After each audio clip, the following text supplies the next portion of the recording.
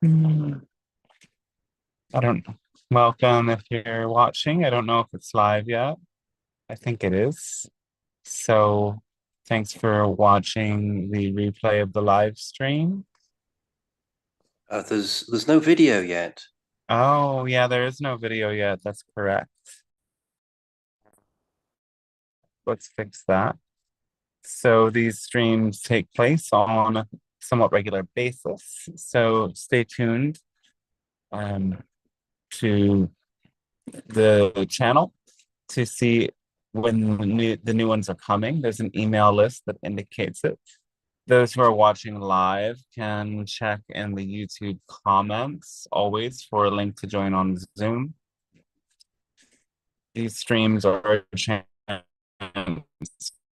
for the audience to ask any sort of question. They can be questions about the metaphysical frameworks of reality, about the collective, about the Pleiadian's world. They can even be personal questions, though we ask that you keep your share in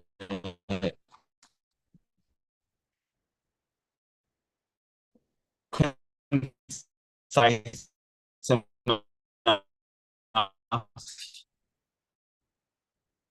and now be more easily answered.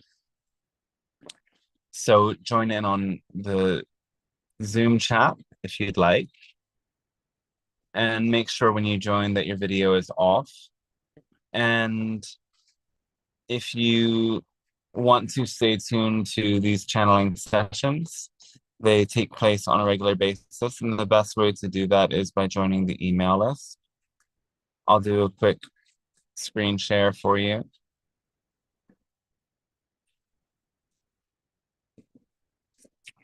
These sessions also take place on a donation basis. So if you like to support this, covering the cost of Zoom, covering the cost of the website and so on, it's an amazing way to do that. And it really helps me to offer this freely and regularly. So here you go into dantestarshine.com. You can put your email address in here and sign up. And make sure you check the spam folder at a time, because sometimes the messages will go to spam. And here you can also see there's a channeling course, there's channeling sessions, the personal questions, and uh, go a lot deeper when they're asked in those private sessions, as it allows you to dive deeper and understand more complete parts of the experience. And also in the personal sessions, it's possible to do energy healing, body scanning, different things that are not always so easy to do for everyone in the Zoom chat. It's really late today and I'm feeling tired. I thought sometimes I'm up till 10 p.m., which it is now and later, that it would be great to do a session at this time because it works pretty well for around the world.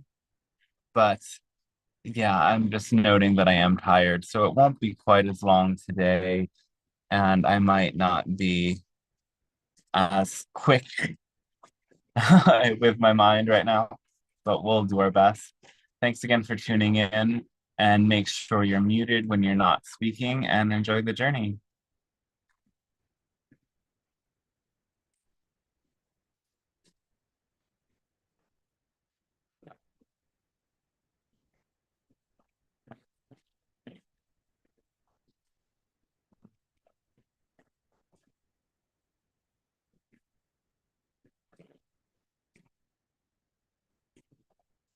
Hello, and we say a fantastic day to you at this moment of your time.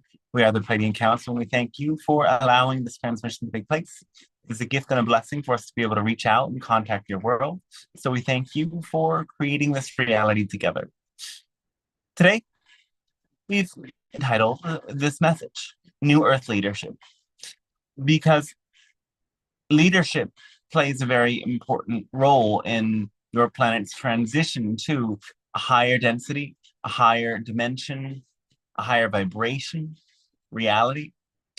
And this leadership is not looking upwards and outwards to leaders outside of you, but to find the leader that exists within you, that is to be guided by yourself. And this is innately part of the process of following the formula, acting on what you love the very most in the moment that you're inspired, doing that to the best of your ability without insisting on an outcome. This force of love that exists within you is the truest leader of your reality. You ought to be led by that. That means living a heart first life. Sometimes people like to dive headfirst into things, but using your head is not the way to move through the process of spiritually evolving. It is only by moving heart first that this process is possible and the goals are attainable. So living heart first is really what it means to be your own leader. We would say that there may be some people who look at the idea of channeling, look at the idea of what we're doing and what other channels are doing as some sort of a cult. And we find that very funny because actually the opposite is true. And we know that those who tune in know that it isn't a cult in the way that you usually use that word. Though we want to make it very much more clear to you what the biggest differences are, so that by understanding this, you can make it clear to others who is actually in a cult and who is not. In a cult, people are guided by a charismatic leader who has doctrines, degrees, and a grand vision that all must comply with and follow. The rituals and practices are designed to bring people together to think the same, do the same things, and feel as if they depend on each other and they are oftentimes the chosen ones or something of that nature. They are on a different, better, and higher vibration, perfect plane of existence, separate and apart from reality. And while the one similarity is that we say, yes, when you listen to these messages we share and actually apply the information, you will vibrate higher. We never say that you or anyone else can be better than others in this reality. There's different levels of vibration. That's that. The biggest difference is that and generally most channels, most people working metaphysically, who you can actually trust, deliver at the core a message that says you have to listen to yourself. The core of the message is that you have to come to know yourself. The core of the message is that you have the answers within yourself, and that the core of your heart and the frequency of love, when you learn to listen to it, receive it, share it, act upon it continuously, is the essence of what you need. You don't need doctrines. You don't need vast and elaborate stories. You don't need dress codes, formalities, rules, and regulations. You need to be self-guided, self-led, to be, in this sense, your own leader. And this sets people free. But the thing that comes with this is that when you really set people free, they become also much more willing to choose to stay connected, not out of any sort of bondage, but simply because those who share the vibration of true unconditional love and give others the gift of freedom to choose will be experienced as great forces of love, of great pillars of stability. And this is actually a very attractive energy. On the contrary, a cult can only keep people together through the attitude of fear. Generally, this is some sort of what you call FOMO, a fear of missing out. The idea of heaven and hell is the biggest FOMO out there. If you don't listen to us and accept our teachings and everything that comes with it, you may go to hell and you'll miss out on eternal paradise. How terrible, how terrible. But there are many such minor cults that work with the same degree of FOMO.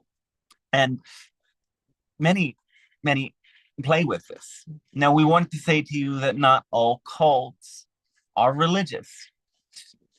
There are many materialistic cults out there. We don't need to go off on the names. If you use your mind, you'll think of many that bring people to conform to their ideas, whether it's through academics, whether it's through media and entertainment or art. There's a way to get people to FOMO in to the idea of needing to belong to this group of people who believes a certain thing, perhaps dresses a certain way, don't get it, are other. But the true, truly aware, all beings are one. And all beings in this world, while they might vibrate at different levels, are not really enemies or separate from you. And knowing that true unconditional love awakened within you, you could only wish them well, even if they're very different from you. And even if they are not clearly themselves in a love-based vibration, or they may be causing harm, when you yourself have awakened this higher vibration of unconditional love, you will have nothing but compassion, nothing but empathy for them. And this is what will carry you into a true level of peace, a true level of self-mastery, a true deeper connection with that higher self that continuously for a balance of harmony and ease. And this self-leadership then leads you naturally to be a leader for many others. Many of you are already at this level, and some of you listening to this are about to cross the threshold to become this, to be able to guide others through that energy of unconditional love, through mastering the energy of the free will to choose and empowering others with the free will to choose. As you accept and embody this energy, people will be drawn to you. They won't always be the people that you are drawn towards yourself. So there's a give and take balance with that. But there becomes a powerful force that allows you to help other people set themselves free.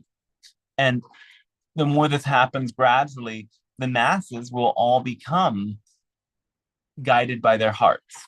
They will awaken to the energy of self-leadership. This isn't a process that will take place overnight. Yes, in present times, the masses are generally still attached to the idea of leaders outside of themselves in the form of saviors who can fix all of the problems. And they attach the idea of these people somehow making the world a better place. So much so that if they if the leaders they want to take power do, they instantly feel, suddenly everything is better. Or if the leaders they don't want to take power do so, they instantly feel, oh no, everything is falling apart. And this is just an expression of the human power of giving your sense of empowerment away. It's what happens when you place more emphasis on the world outside of you than you place on your own experience of the world, and place upon your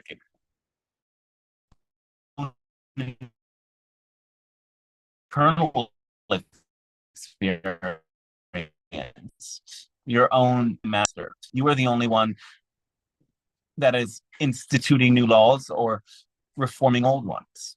You are the only one who decides whether or not circumstances outside of you become the source of pain and suffering, or if they become the source of wisdom, determination, and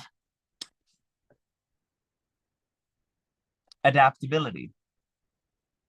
So you see in this way that all of the changes in your world may be challenging for different types of people and different circumstances, though those who get this knowledge of self-leadership will be the ones who can be resilient. And therefore, that is why it's so important that you don't shy away from the power of your own self-leadership. Even if your own audience, the more attuned you become to your frequency of love, the more you offer that vibration so that others can do the same. And with it, there are more also tuned to that frequency of love. It is not about the quantity, it's always about the quality. It's about how unconditional love yourself and how continuously in that vibration by choosing it again and again, which again only happens through your actions based on love. Now, in your world, certain changes are rising, and in the coming, you will see some ideas of threat, different ideas of adversity and war and so on. What is already taking place is now set to continue for some time into the new year. And what you might experience as a challenge is that some other players will take a bigger role in some of the conflicts that are already playing out. This might that this experience of adversity comes to affect people, and that sense of fear. And we want you to be prepared and go beyond that fear, to know that within all the changes that take place, you can be resilient and happy and free in your own personal experience, knowing that as you ride the waves of unconditional love in your own life, in your own bubble of reality, massive and wondrous things can happen. Some people talk about this bubble of reality as entirely a negative thing, meaning that you are disconnected from what's happening outside of you. And that isn't entirely the case. this bubble simply means that you know there's a bigger world out there beyond what you experience. But much of what you experience much of what happens out there is only a reflection in the bubble that you create with your own choices on the day-to-day basis. If you never choose to leave your own safe spaces, what's happening outside of you is a reflection on the surface of your bubble. It doesn't mean that someday the bubble won't expand or pop, but it does mean that you yourself choose if and when that happens.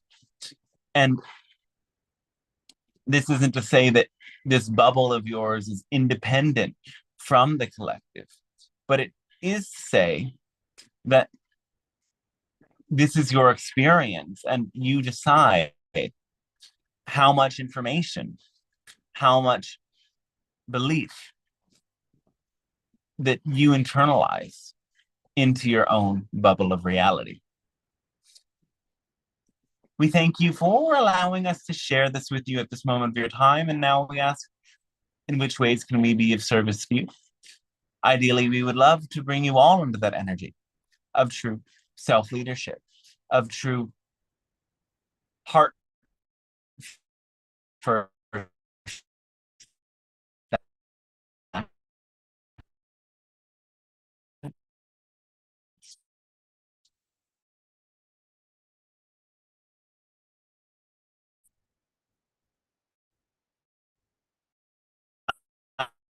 as we know that is what the world needs.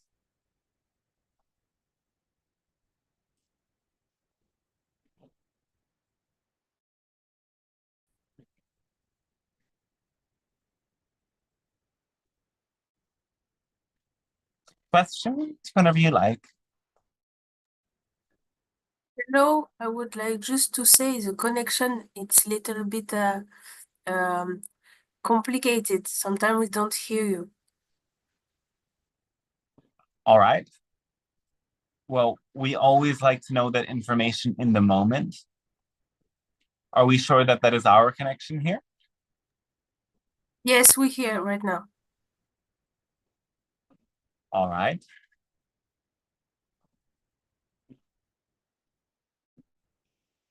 By the way, I have a question, but I don't know if someone wants to go.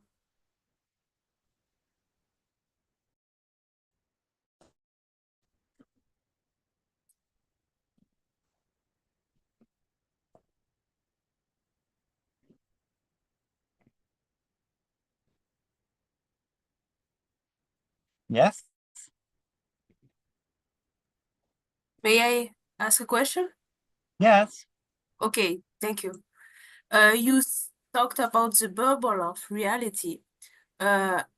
Before, I was always watching the news and all the turmoils, all the stuff happening, the crisis, and it's overwhelmed me somewhere.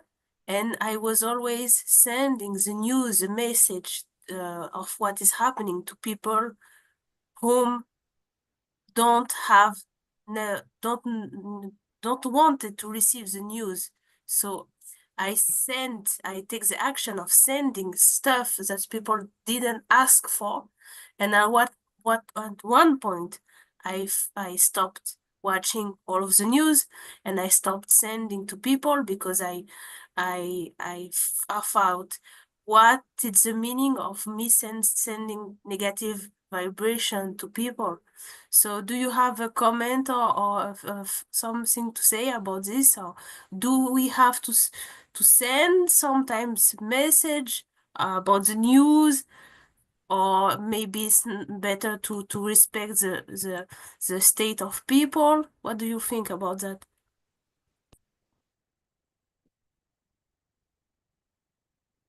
That's what we meant when we said you choose what reflections you bring onto the surface of your bubble. If you want to look at the bad stuff that's happening out there, then you can. If you want to look at the good stuff that's happening out there, then you can. If you want to look at the You have every right to do so. But when you do that, the energy from those other realities becomes a part of your reality. And this is a choice that so many people in your world make. They choose to make the very most negative things that happen in your world their experience. So much so, the vibration of the entire planet. In doing this, they make the vibration of the planet more negative. And this is a sort of that's inherent in the idea of news broadcasts. Also, with news broadcasts, there is always a tilt. This is for political purposes, but it also works with the vibration of fear. Because again, political parties and so on are exactly what we described as cults. And therefore, in order for people to join a cult, there has to be the idea of fear of missing out, fear of missing out on the good timeline of Earth or the right outcome on any one of these issues. And so, in order for people to become more attached to their cult, there has to be a continuous vibration of fear about certain specific things that might happen. And therefore, the news will focus on those things to keep people in that vibration of fear so that they attach more to the cult of that political party or whatever it is. And that's why there is no real unbiased source of the news, and none of it really serves you. All of it is coming with an agenda to use the fear vibration to gain your loyalty, and it cannot really help you. If you really wake up in that you awaken to that true vibration of unconditional love, you open your eyes to see how energy works and how many people and organizations in your world harness energy by manipulating attention, then you could witness the news or something like that as an observation of parasitic energies and manipulation and so on, as an observation alone. But before you get to that point, you have to really suspend your belief in the fear and in the fear-based messages the news and all of this is sharing with you. If you can't do that, it's better not to watch it. It takes time to deprogram yourself. You have to live in the state of love continuously. And anything that puts the vibration of fear back in your body so palpably is an obstacle on the path, is a hindrance on the path. So avoid it. Yes.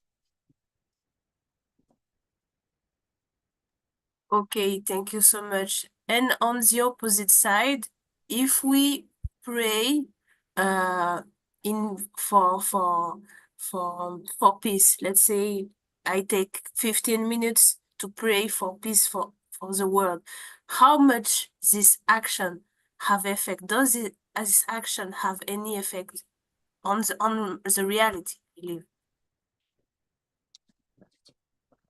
If those 50 minutes prepare you for the next 24 hours of your life and help you maintain that vibration of peace and love through that time, then that meditation helps quite a lot.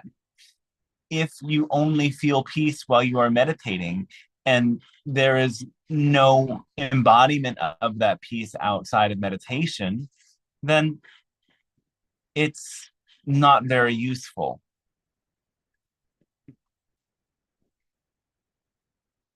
Okay, so if I understood, because we manifest the reality, we embody the reality in the world. If I project something, it will not have any effect. But if I embody the vibration and I carry with me all the 24 hours, I will be the manifestation of it. Is it right? Well, it will help a lot if you live with that vibration, and it depends on how you carry that energy out. Do you share that energy with others? Are you able to imbue everything you do with that energy? Yes, that's what we mean. Okay, so in my case, I think 15 minutes it will be not enough, but it's a great information. May I ask a little one Well, it's question? not about the amount of time, it's about the efficiency of meditation. Okay. Okay. Can I ask About something else? doing a practice that actually works. And what will make a meditation actually work? Meditation, in this sense, is about witnessing, it's about observing with clear sight and owning what you see with clear sight. The truest meditation is seeing yourself with clear sight. It is getting very accustomed to the workings of your own mind and embracing that with unconditional love. And sometimes that means going deeper into the challenging sensations and feelings that arise and making peace with them. That's the real path of meditation. And so there's many people out there in this new age movement that teach something very different. That is, to meditate is to only think about love and positive things.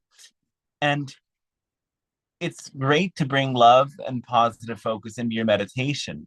But if you use love and positive focus to cover up or to wash away negative things or to distract yourself from those negative things in your own mind, that's not a meditation that helps you to embody that energy of unconditional love.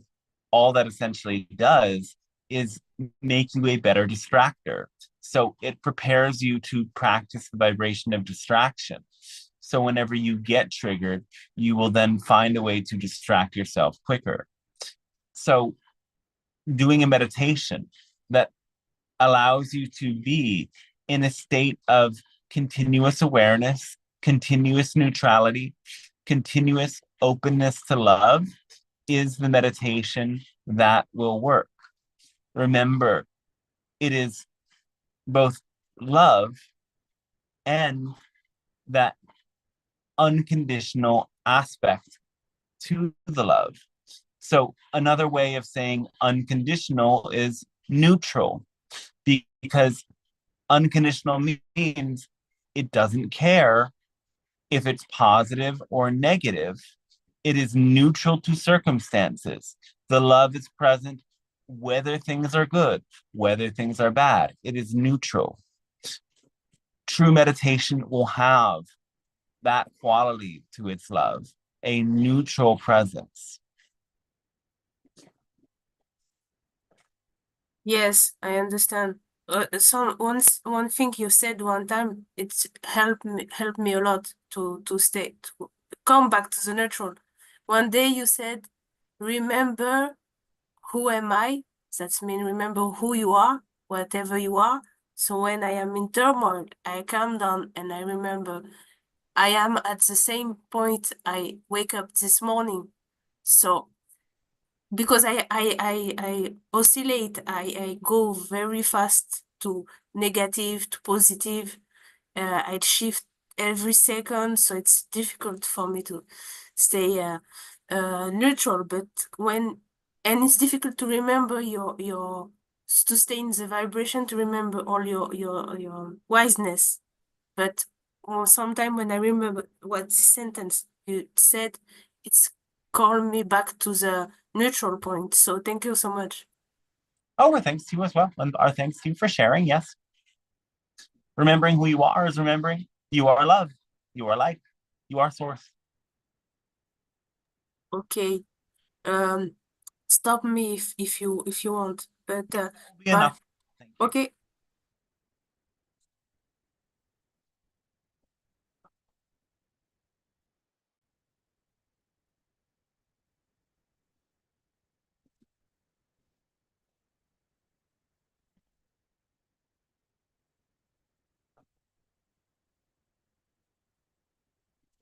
Do we have another question from a different member of our audience today?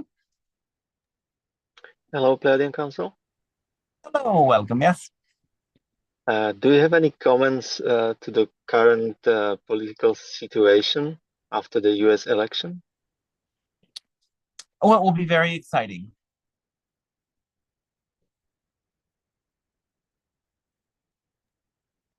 And from astrological point of view, how long this exciting period will last?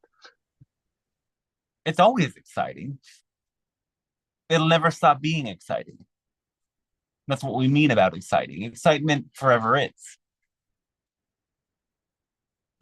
We understand that there's another channel that spoke about the idea of two timelines, one in which a woman winning would lead to open contact, whereas a man wouldn't, and would lead to World War III and the end of the United States. And this was an interesting prediction that was mostly given to reflect at the present time the idea of the energy that these two people embodied most.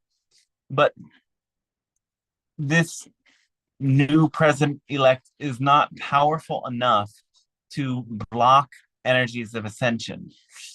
And there isn't even necessarily a delay, but there is a now increasing chance of a greater world war. And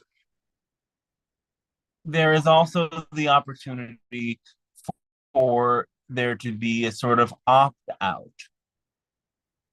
from this experience. You will see the different timelines presenting themselves in January and February. It involves very much the idea of Israel and Iran, and at the same time, the idea of Russia and Ukraine. There may be simultaneously the infringement of Russia on some other countries in what you know as the EU, as well as greater conflict between Israel and the greater Middle East, and a sort of collectivized army, a union of nations ganging up on Israel that would trigger a big polarization between the many nations of the world. While many nations may be involved, the battlegrounds will be few. Some in Eastern Europe, some in the Middle East. But again, this is only one timeline on the table. And the likelihood of this timeline is greater with the idea of a Donald Trump in the office at this time. But there are ways to opt out of this timeline. It depends how much the humans become self-guided, self-led, attuned to the vibration of unconditional love. And so it is very important to attune to that energy and share it with others in your world at this time. That force may be powerful enough to get you off those tracks.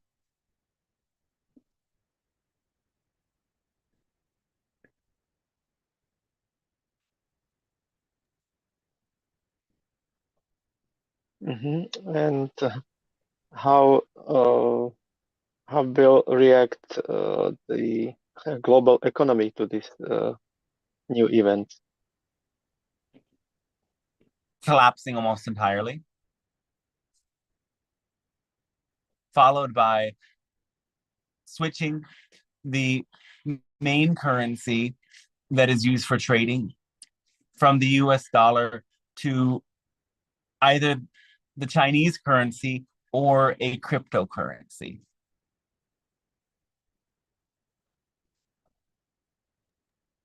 Do you see this happening in 1 year? Again, you're on the train and the crossroad junction of moving onto that timeline hasn't emerged yet. So once you cross onto one of the tracks that you choose, there's timelines of many different durations to this event. Is Chinese money a threat for the world, or it's good or other money? Well, every country would be affected very differently by this. So when you ask, will it be good for the world? It depends where in the world you are. Will it be good for the world as a whole? That's again a very subjective question. There's no answer to that. Okay. Respond me if you want me to read the chat question from YouTube, okay? That's all right. Thank you. I want to ask, so is there anything else we can do besides following our patient to stay on most positive timeline? You must include doing it to the best of your ability without insisting on an outcome. And again, this also includes even insisting on the outcome that World War III doesn't happen. Again, if you really heard the first part of her message, who cares? In the bubble of your own reality, you can have a positive grand experience with that. It could be a party for you if you wanted it to be.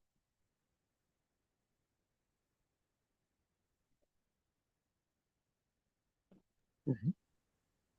Okay. Thank you for now. All right.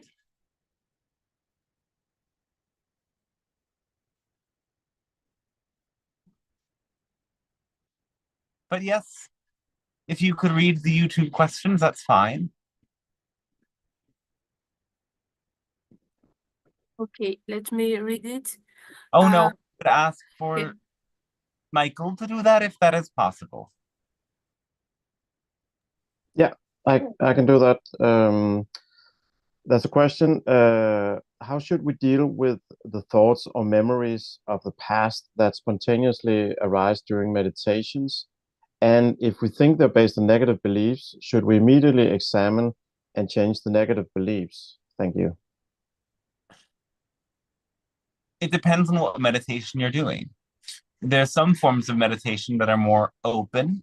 There's some forms of meditation that involve a very specific focus of awareness. If the focus of that specific meditation is on the breath, then stay focused on the breath and observe those memories and recollections passing through you, but keep that focus on your breath. Likewise, if the focus of your meditation is on a specific part of your body, stay focused there. If it's on scanning the body or the whole body, keep your focus there. If it's on visualizing something specific, keep focusing there. There are other forms, though, of meditation that are more open. And we can then say, if that is the practice you are doing, then the best thing to do to deconstruct a negative belief is to allow yourself to experience it somatically. That means through your body, because it is in your body where these beliefs are stored. And those who are very visually oriented may also play with creating new visions, changing memories, adapting them so that they reflect a more loving experience. Though that work must be combined with the somatic approach of giving the entire space to witnessing the sensations in the body without necessarily changing them willfully, but observing them, practicing unconditional love for yourself and unconditional love for your experience. And again, that means neutrally observing those sensations, letting them pass through you, and also neutrally observing your resistance to those sensations, allowing that resistance or that avoidance to be present, but make yourself acutely aware of it and maintain that neutral awareness until they simply pass through you.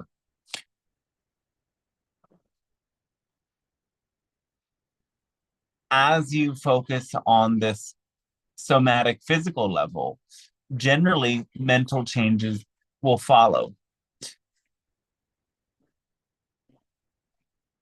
You can, of course, use the mind itself to choose a different thought, though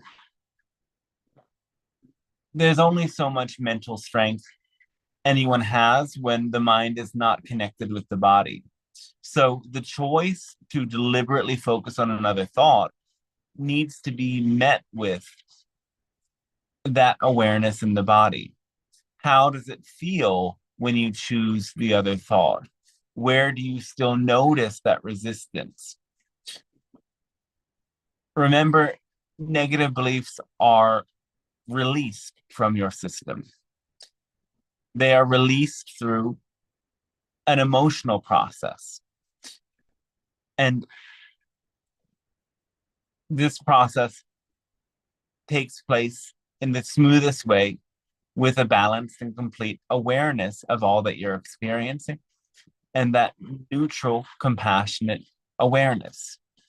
And of course, by focusing on positive thoughts in your day-to-day life and taking positive actions, you create momentum that allows you to stay in that positive state and not get imbalanced when the negative emotions come up. Though that process, while it is absolutely important, is not the same process as clearing away the negative belief systems through releasing them, through allowing yourself to feel the emotional and sensational energy connected with them. And meditation, generally, depending on what kind of meditation you're doing, is a very good tool for that. Very cool. Thank you so much.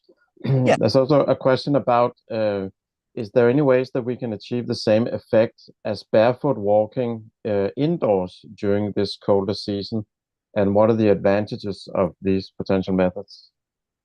There's different things like grounding pads.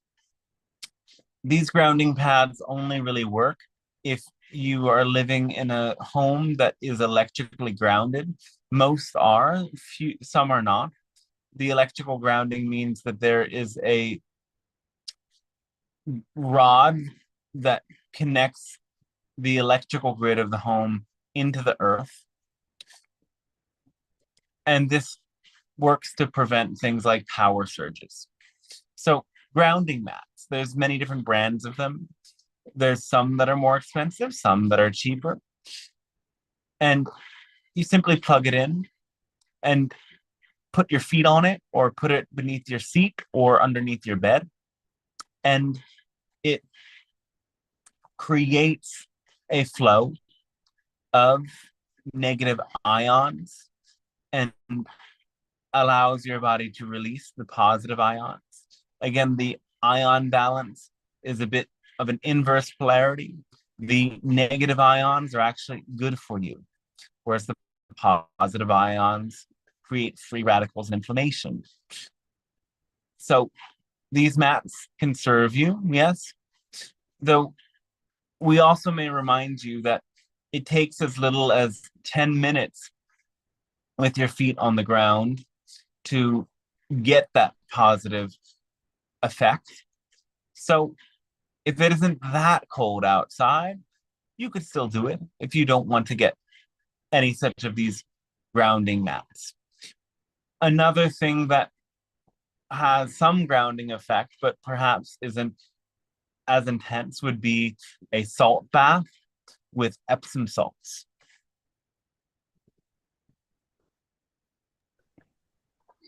Very nice. Thank you so much. I think my neighbors tomorrow are gonna think I'm crazy, but I'm gonna try it out myself. No, just I also have a personal question. My 13-year-old daughter has talked about recently that she has started to see things that she believes are, she called it ghosts or spirits, and sometimes spirit animals. And then last week she had a very frightening experience where she was riding on a very dark road, and she felt like there was an entity coming after her. Um, and so I was curious if you can either tap into that or speak in general about, is there anything to fear in terms of some of these things? And is there a way to sort of protect yourself or sort of push those energies away that are unwanted? Well, again, entities are only possible to connect with through your own belief systems. As reality works like a mirror, in this universe, whatever vibration you attune to, there is a match for. There is a match for on the human plane, and there's a match for on these astral planes as well. There are both positive and negative entities out there, but you aren't ever necessarily getting attached to the negative entity itself. It's that you identify yourself with a negative belief system that the entity can attach to. The entity cannot attach to you because the essence of who you are as a soul is something that is far more powerful than your beliefs and is beyond those beliefs and that plane of thought. So it is only thought forms that the entities can attach to. And that is again why transforming your own belief systems and continuously observing your thought forms is the most important thing to prevent such an encounter from taking place. The idea of scary monsters for children are generally reflections of their own fear. For children who are both more volatile and more resilient than humans that are older, that have already been, in some senses, ingrained in their beliefs, it's generally quite easier to help them snap out of the fear-based beliefs and their encounters with such beings. If it, for any reason, continues to be a difficult experience, and the children are particularly young, it's also important for there to be an assessment of the adults that those children spend the most time with. Because again, these very young children are generally unconsciously internalizing the beliefs and the emotions from people around them. And this happens whether or not there's an indoctrination of these beliefs. Much of this simply happens through a sort of telepathic transmission.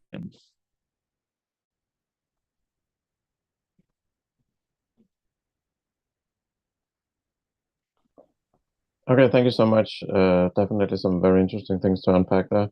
Can you check in with the channel if it's okay for a few more questions? Otherwise, I have saved them for next time.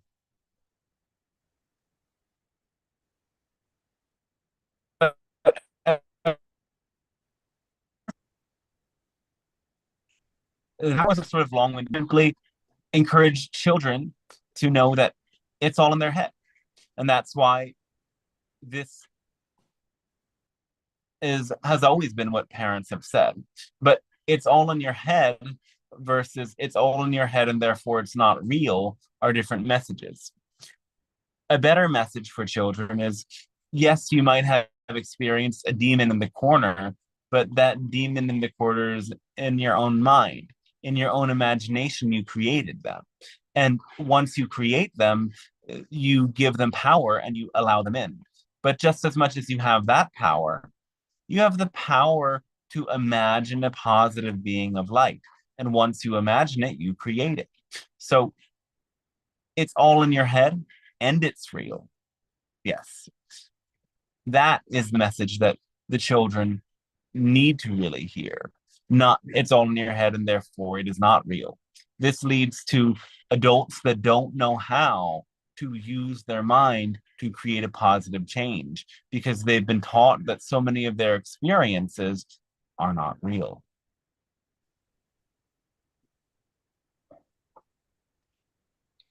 Thank you so much. I'm sorry if you felt like I interrupted before.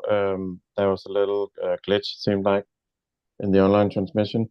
Can you check in with the channel if it's okay with one or two questions more? Otherwise, I have saved them for next time. That's all right. Okay, so there's a question. That is fine. Okay, great. Thank you so much for today.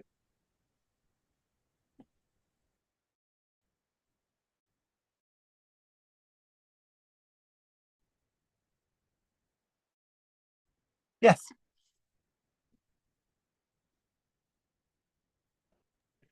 What is the question? Okay, sorry. It's been lagging and been a little unstable. Okay, I'm gonna read the next question. It says, keeping our home clean and organized can feel like a daunting task. What are these beliefs and how can we make this situation more enjoyable? Would love your feedback on this. Thank you.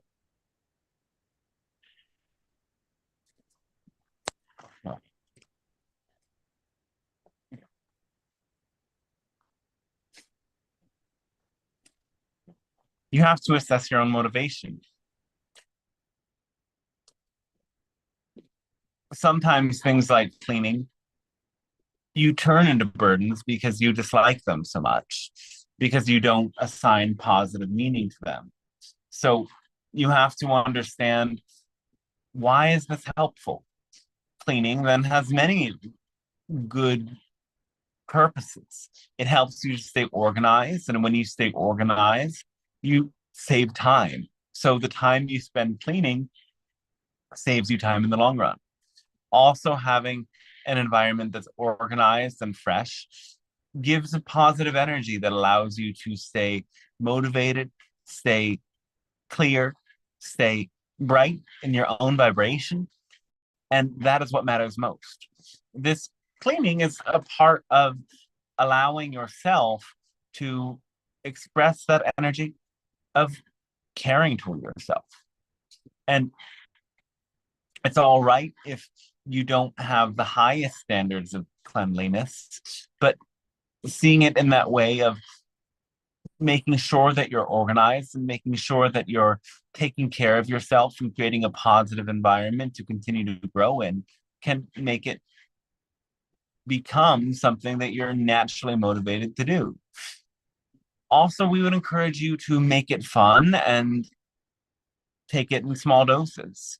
Perhaps cleaning becomes like a party when you play some of your favorite music to dance to as you do it, and you take many breaks in the process to just boogie in the house. We don't know what you would find most fun, but we encourage you to do all of these boring or mundane things that burden you in fun ways. Try to turn them into celebrations so that in all moments of your life you are celebrating. And that's what we would say.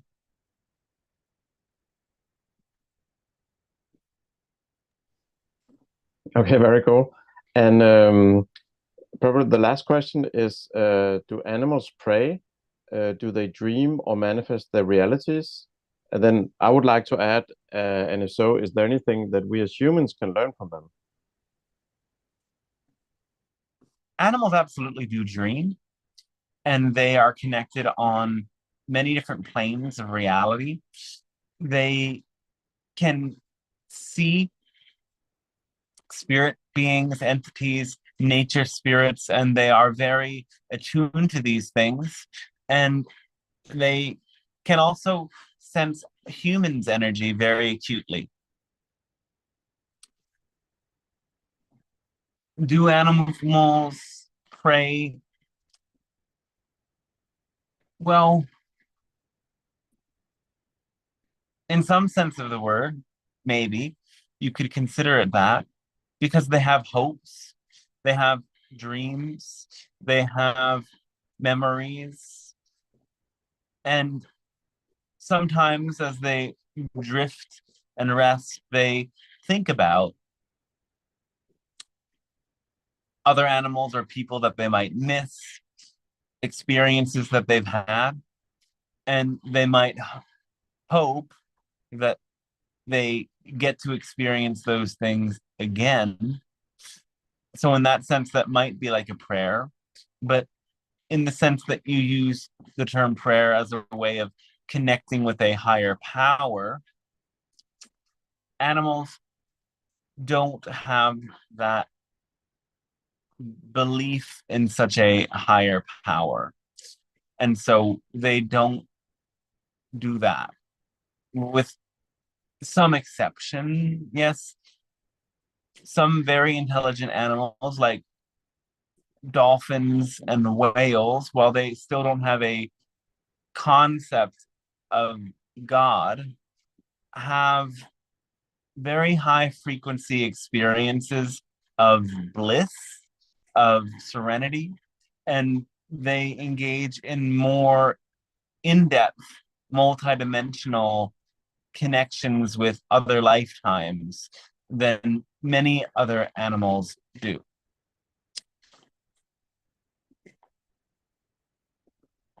What can you learn from animals? Oh, very much. Every animal has its own specific teaching for you, their own specific totem energy, as some people call it, that gives you a glimpse into their world. Pretending you're an animal is a wondrous way to do it. Many people have done that when they are children. There's advanced and in-depth practices of shamanism that go very deep in how to learn from the animal world and connect with them, even if you don't live necessarily in nature. There are modern adaptations of shamanism that help you connect very much with the animal world. Though in general, animals can teach you about connecting to your own instinctual nature. Because again, animals don't have beliefs that are indoctrinated, they only have beliefs that are learned through experience. In other words, there's many experiments and so on, and dog training, cat training are all examples of how animals learn how to associate certain experiences with certain rewards or punishments. And that's simply a belief system. That's what that is. So animals, yes, do have their own beliefs, but beyond that, they're absolutely instinctual. They don't let concepts and ideas hold them back from expressing themselves naturally as they are. Their drive to satiate their needs guides them in their lives in ways that many humans start to forget about as humans become so focused on their own aspirations, many of which are not self-made, but simply internalized ideas that they attach to with fear after having learned them from their parents or the collective in some way. Animals can teach you how to be beyond such beliefs and honor the importance of your instinctual nature, honor the importance of your basic needs, honor the playfulness and the innocence of life that is simply a part of being a being. So yes, do observe animals as much as you can. May I have another question, please? All right, just one. Okay, we have a one old dog, and she cannot walk, and we have a lot of work with her, and we are not sure if she wants to stay with us longer, or if we should help her to transition somehow. She would understand if you make that decision. And will she ask for it somehow? You have your own connection with her, so listen to her closely. Is she happy and excited for life? Or is she willing to retire in some way? She looks happy still, even if she cannot walk. And then enjoy your time with her. Okay, great. Thank you very much. All right. Our thanks to you.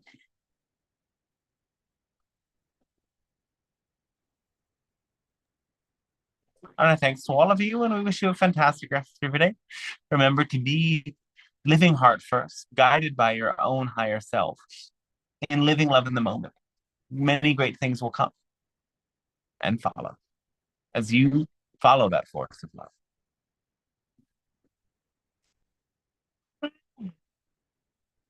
All right. Thank you, Dante. Hey. Great. Thanks for staying up late, Dante.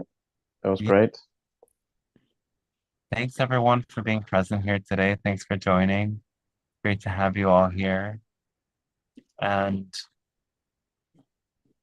yeah, I hope it was a good transmission. I'll go to bed soon.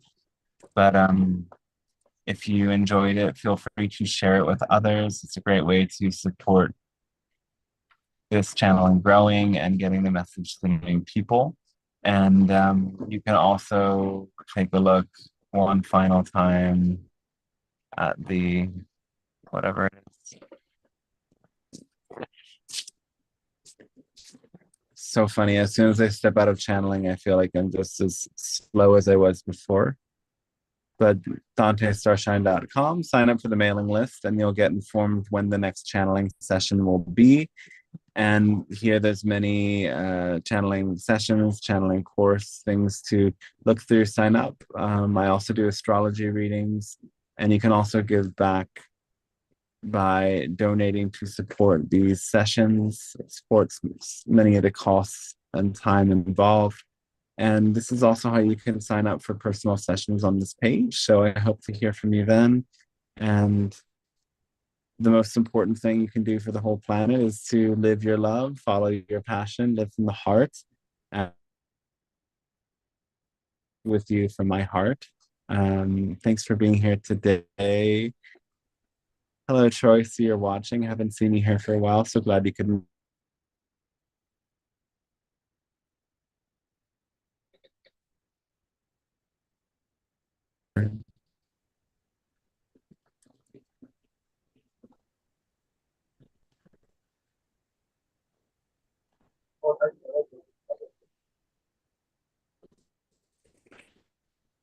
I do have an exciting project to share soon, so I'm happy to get that to you, but it isn't quite complete yet.